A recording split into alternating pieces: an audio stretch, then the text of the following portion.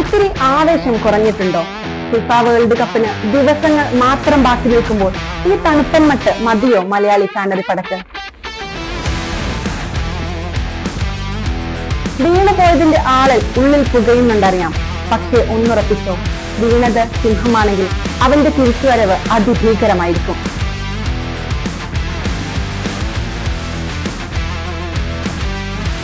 കഴിഞ്ഞ വർഷങ്ങളിലെ തോൽവികളുടെ കണക്ക് പറഞ്ഞ് ആരും ബ്രസീലിനെ വേദനിപ്പിക്കാൻ നോക്കണ്ട.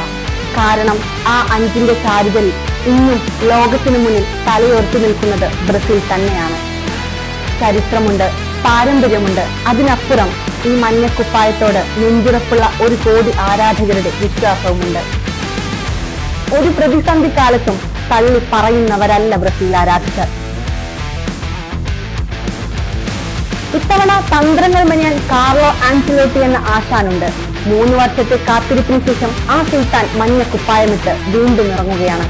അതെ, നെയ്മർ ജൂനിയർ.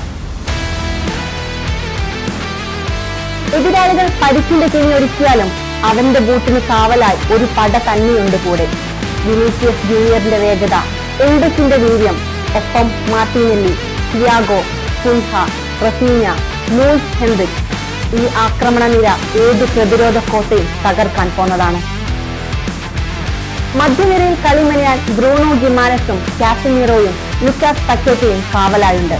പ്രതിരോധത്തിന്റെ മതിൽ തീർക്കാൻ മാർക്കിനിയോസും ഗബ്രിയേലും ബ്രഹ്മഴും അണിനിരക്കുമ്പോൾ എതിരാളികൾ ഒന്നു വിറക്കും.